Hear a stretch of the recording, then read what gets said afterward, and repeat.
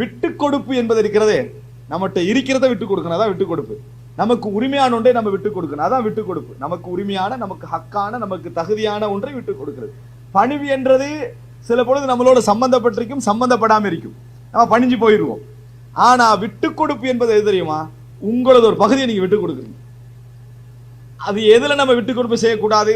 மார்க்கம் என்கின்ற ஒரு விஷயம் வருகிறதா, அதுல நம்ம விட்டு கொடுப்பு செய்யல. அது ஏண்டே அல்ல, அது இறைவனுடையது. இன்றைக்கு அதுல எல்லாரும் விட்டு கொடுப்பு செய்ய ரெடி, ஆனா தண்ட வாழ்க்கையில விட்டு கொடுப்பு செய்ய ரெடி இல்லை. மார்க்க விஷயத்துல விட்டு கொடுப்பு செய்ய ரெடியாக இருக்கார்கள். மார்க்கத்துல நம்ம விட்டு கொடுப்பு இல்லையே, நான் நமதில்லை, அது அல்லாஹ்வுடையது. ஆனால் மற்ற எல்லா விஷயங்களையும் நம்மிடத்துல விட்டு கொடுக்கின்ற ஒரு மனப்பான்மை என்ன செய்ய வர வேண்டும். அப்படின்னா என்ன? நம்மளை பற்றி ஒரு விமர்சனம் வருகிறது, அதை சட்டை செய்யாமல் விடுகின்ற, சரியில்லைன்னு சொன்னா, பொய்யாக இருந்தா அதை விட்டு, அதை பத்தி விசாரிக்காம, அதை தலையில் எடுக்காம, அதை மனசுக்கு எடுக்காம, அவனை பற்றி அதற்காக வேண்டி பகைக்காம விடுவது ஒரு விட்டு கொடுப்பு. நம்மளை பற்றி ஒரு பாராட்டு வருகிறது, அந்த பாராட்டுக்கு பின்கால தேடி போய் அதனுடைய முழு விவரத்தை அறியக்கூடிய அந்த மனநிலை இருக்கிறது, இதுவும் ஒரு விட்டு கொடுப்புக்கு எதிரான ஒரு குணம். இந்த மாதிரி வரக்கூடிய இடங்கள் எல்லாம் விட்டு கொடுக்கக்கூடிய ஒரு மனப்பான்மை நமக்கு வருமாக இருந்தால் நம்ம உயர்ந்த மனிதர்கள், நம்ம உயர்ந்த பண்பு நம்மிடத்தில் என்ன செய்கிறது இருக்கிறது என்பது அர்த்தம். ஆனால் எங்களில் அதிகமானவர்களுக்கு முடியாத ஒரு அம்சமாக இந்த விட்டு கொடுப்பு என்கின்ற ஒரு மனப்பான்மை நாம் என்ன செய்கிறோம் பார்க்கிறோம். அன்புள்ள சகோதரர்களே, இந்த உலகத்திலே நாம் ஒரு விஷயத்தை விட்டு கொடுத்து வாழுகிற நேரத்தில் மட்டும்தான் இந்த உலகத்தில் நாம் உயர்ந்த பண்புடையவர்களாக என்ன செய்யலாம், வாழலாம். நம்ம எவ்வளவுக்கு விட்டு கொடுக்கிறோமோ அவ்வளவுக்கு நம்மளோட மக்கள் இருப்பார்கள். எவ்வளவுக்கு நம்ம விட்டு கொடுப்பு இல்லாத குணத்தில் இருக்கிறோமோ மனைவி கூட எதிரியாக இருப்பாங்க, மனைவி கூட எதிரியாக இருப்பார்கள். ஒரு அடிப்படையை மனதிலே பதிய வைத்துக் கொள்ளுங்கள். 100% நல்ல முறையில் இறைவனுக்கு பயந்து வாழுகின்றவனால் கூட உங்களை 100% திருப்திப்படுத்த முடியாது. உங்களுக்கு 100% நல்லவனாக இருக்க முடியாது. 20 இடத்துல கொடை என்ன செய்யும் இருக்கும். இந்த உலகத்தில் இறைவனுக்கு பயந்து 100% வாழன்னு ஒருத்தன் நினைக்கிறானே, அவனால் கூட எங்களுக்கு 20 விஷயத்துல என்ன செய்வான், தவறு செஞ்சுதான் வாழுவான். அப்படி இருக்கிற நேரத்தில் விட்டு கொடுப்பு என்ற உயர்ந்த பண்பு எங்கள்கிட்ட வரல என்று வைங்க, என்ன நடக்கும் தெரியுமா? நம்ம எல்லாரையும் பகைச்சிருவோம். நமது மனைவியை நம்ம பகைப்போம், பிள்ளைகளை பகைப்போம், நண்பர்களை பகைப்போம், எங்களோட அவங்க பகைப்போம். ஏன்னா நம்மகிட்ட 20 இருக்குமே. எவர்களால் அந்த 20% உள்ளத்தால உள்வாங்கி அதை மன்னித்து அதை விட்டு கொடுத்து யாரால் வாழ முடியுமோ அவர்கள் உயர்ந்த பண்புகளாக வாழுவார்கள். முஆவியா பின் அபி சுஃபியான் ரலியல்லாஹு அன்ஹுமா அவரை பற்றி சொல்லக்கூடிய மிக முக்கியமான ஒரு பாராட்டு என்ன தெரியுமா?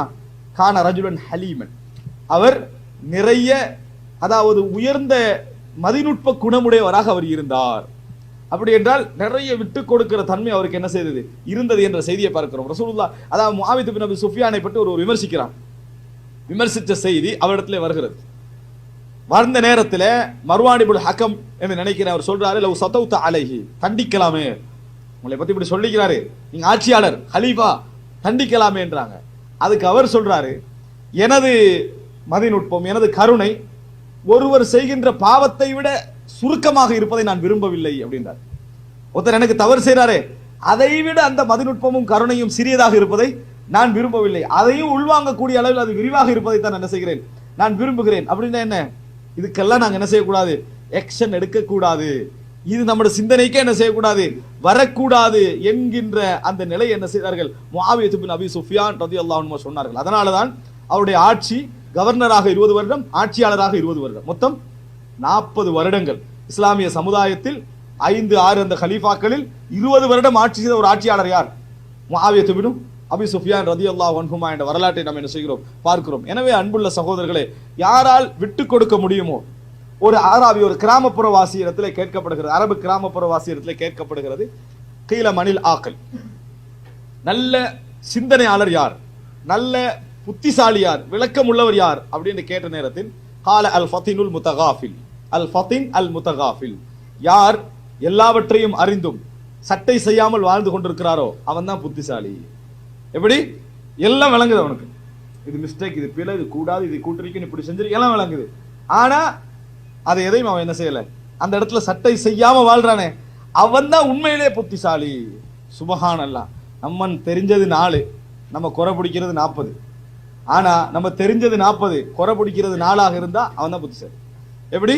தெரிஞ்சது 40 இருக்கணும். இன்னைக்கு நீங்க வீட்டை ஒரு உதாரணம் சொல்றேன். நம்ம வீட்டுக்குள்ள போறோம், வீட்டுக்குள்ள முதல் காலடி வைக்கிறோமா, முதலா பாக்குறது என்ன, தும்பு தடி வாசல்ல இருக்குது. யாரு தும்பு தடியை வாசல்ல வச்சது ஒரு சத்தம் போடுறது, யார் வச்சிருப்பாங்க வீட்டுல, யார் வச்சுன்னு தெரியும், ஆனா ஒரு சத்தம் போடுறது. ஏன் மேசை இப்படி இருக்குது ஒரு சத்தம் போடுறது. அதுக்கு பிறகு அங்க கிச்சனை எப்படி இருக்குது இப்படி சத்தம் போடுறது.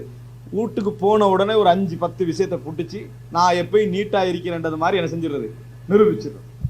நிறைய பேர் என்ன நினைக்கிறாங்கன்னா, இப்படி நீட்டா இருக்கிற மாதிரி நிரூபிச்சு அந்த வீடு தர்த்தீபாகிரும், நானும் ஒரு நீட்டானவன் நினைப்பாங்க. இல்லை, நீங்க நிர்வாகம் செய்ய தெரியாதவர்ன்றது நிரூபணம் ஆகிரும். நீங்கள் நிரூபணம் செய்ய தெரியாதவர் என்பது என்ன செஞ்சிடும், நிரூபணம் ஆகிரும்.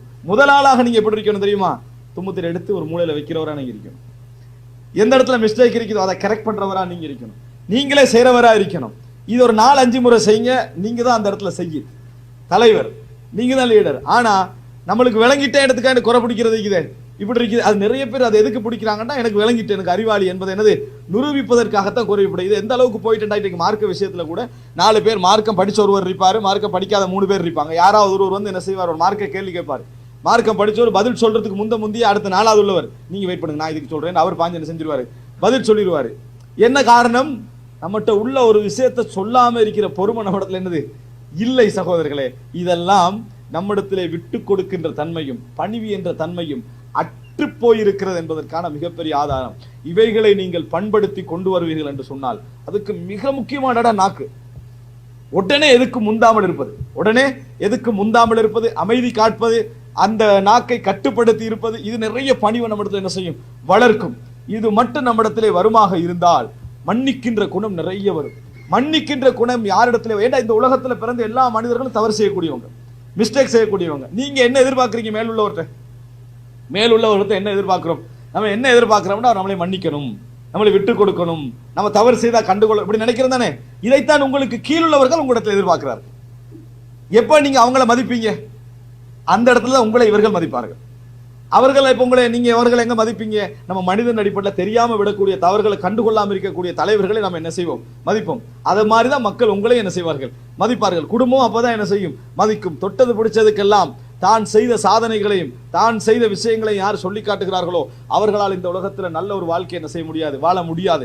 நான் இந்த இடத்துல வெளிநாட்டிலே குடும்பங்களை பிரிந்து வாழக்கூடியவர்களுக்கு நான் ஒரு விஷயத்தை சொல்லிக் கொள்கிறேன். பார்க்கலாம், இங்க குடும்பம் இல்லாமல் வாழக்கூடியவர்கள் கஷ்டப்பட்டு உழைத்து 1 மாதம் 2 மாதத்துக்கு உழைப்பெல்லாம் கொண்டு போய் வீட்டுக்கு அனுப்பி வச்சுட்டு அந்த சந்தோஷத்தை அனுபவிப்பதற்காக எதை திறக்கிறது, லைனை திறக்கிறது, ஸ்கைப்பை திறக்கிறது, பேசி 10 நிமிஷம் 11 நிமிஷம் சண்டையாகி என்ன தூக்கி மூடி எல்லாத்தையும் வச்சுட்டு இப்படித்தான். இதுதான் பெண்கள் எல்லாம் நன்றி கெட்டவர்கள் ஹதீஸை என்ன செய்யறது, யூஸ் பண்ணிக்கிறது. பெண்கள் எல்லோரும் நன்றி குணம் குறைந்தவர்கள் ரசூலுல்லாஹ் சொன்னது எந்த அளவுக்கு உண்மையோ அது போல நம்மகிட்ட அவசரம் இருக்கிறது என்பதும் என்னது அதே அளவுக்கு உண்மை என்பதை நம்ம புரிந்து, அதே ரசூல் ஸல்லல்லாஹு அலைஹி வஸல்லம் குர்ஆன் எங்களுக்கு சொல்கிறது. அந்த இடத்துல எதனால நம்ம பிழை விடுகிறோம் என்பது நம்ம நினைக்கல. நம்ம எந்த உணர்வோடு போய் அவங்களை அணுகிறோம் தெரியுமா, நாம் அவர்களுக்கு கடமையை செய்தோம் என்ற உணர்வோடு அணுகவில்லை. நாம் அவர்களுக்கு கடமையை செய்தோம் என்ற உணர்வோடு அணுகல, அவங்களுக்கு நாம என்னமோ கிஃப்ட் கொடுத்திக்கிறோம் என்ற உணர்வுல அணுகிறோம், ஃப்ரீயா கொடுத்திக்கிறோம் என்ற உணர்வுல அணுகிறோம், சும்மா கொடுத்திக்கிறோம் என்ற உணர்வுல என்ன செய்கிறோம், அணுகுகிறோம். அந்த மனநிலையில் அவர்களை எதிர்பார்க்கிறோம். அது தலைகீழா என்ன செஞ்சிருது, போய் முடிவது நாங்கள் பார்க்கிறோம். அந்த எவர் தான் சம்பாதித்ததை தான் பிறருக்கு கொடுத்ததை தன் மகிழ்ச்சி அடைய வேண்டும் என்று யார் நினைக்கிறார்களோ அவர்கள் தன் வாயை மூடி தான் கொடுத்த அந்த விஷயத்தை குறைவாக நினைக்கிறார். அவர்களால தான் அந்த சந்தோஷத்தை அனுபவிக்க முடியும், அவர்களால தான் அந்த சந்தோஷத்தை அனுபவிக்கும். நீங்க நிறைய தந்துட்டீங்க என்று சொல்றவர்கிட்ட நான் ஒண்ணுமே உங்களுக்கு தரல அப்படின்னு சொல்ற மனப்பான்மை உங்களிடத்தில் இருந்தாலும் மட்டும்தான் என்ன செய்யலாம், சந்தோஷத்தை இந்த உலகத்திலே அனுபவிக்க முடியும் என்பதை நான் புரிந்து கொள்ள வேண்டும். மேலும் மக்களை நன்மையின் பக்கம் அழைப்பவர்களாகவும் நல்லதை கொண்டு மக்களை ஏவுபவர்களாகவும் தீயதிலிருந்து மக்களை விலக்குபவர்களாகவும் உங்களிலிருந்து ஒரு கூட்டத்தார் இருக்கட்டும். இன்னும் அவர்களே வெற்றி பெற்றோர் ஆவர்.